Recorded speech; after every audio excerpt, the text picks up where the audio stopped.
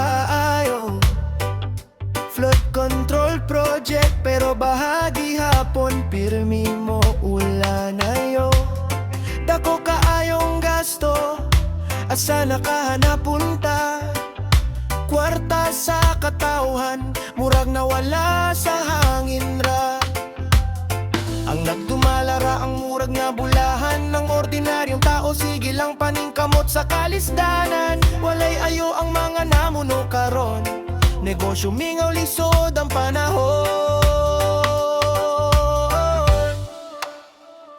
Maong magampumi alang sa kaugmaon, nga unta malinawon ang sunod nga eleksyon. Magampumi nga angay nga lider maoy piliyon. Si Sara Duterte unta ang mahimong presidente sa atong nasud karon.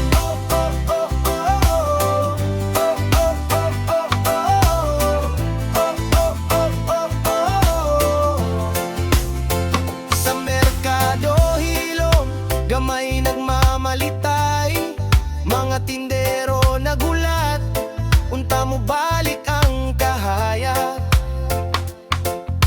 Mga trabahante nangita og paglaom, sa kalisod sa kinabuhi nagkupot gihapon sa damgo. Yo, para sa masa, para sa katawhan, dili na ta gusto og puro saad lang. Klarong lihok, tinuod nga serbisyo, dili puro istorya kundi aksyon mismo.